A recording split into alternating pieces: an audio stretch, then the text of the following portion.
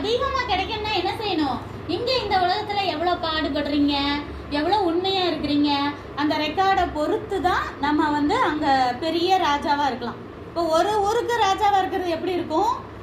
இப்போ ஒரு இப்போ இந்தியா முழுக்க ராஜாவா இருக்கிறது எப்படி இருக்கும்? இல்லை இப்போ மதுரைக்கோ தூத்துக்குடிக்கோ ஒரு ஊருக்கு மட்டும் ராஜாவா இருக்கிறது எப்படி இருக்கும்? நீங்க சின்ன ராஜாவா இருக்க விரும்புறீங்களா, பெரிய ராஜாவா இருக்கணும் விரும்புறீங்களா?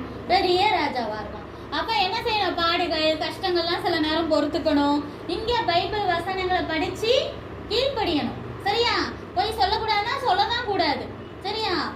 சின்ன பொய் தானே, பெரிய பொய் தானே, அப்படிலாம் இருக்கக்கூடாது. பொய் சொல்லக்கூடாதுன்னா சொல்லக்கூடாது, கெட்ட வார்த்தை சொல்லக்கூடாதுன்னா சொல்லக்கூடாது, திருடக்கூடாதுன்னா கூடாது. அப்படி நீங்க சின்ன வயசுல இருந்தே ஃபாலோ பண்ணிட்டே கடைசி வரைக்கும் இருந்தீங்கன்னா உங்களுக்குலாம் நீங்க பெரிய பெரிய ராஜாக்களா இருப்பீங்க. நான் கண்டிப்பா ராணியா இருப்பேன் நம்புறேன். நீங்களும் எப்ப ராஜாவா இருப்பீங்க தானே? ராஜாவா இருப்பீங்க தானே? ராணியா இருப்பீங்க தானே?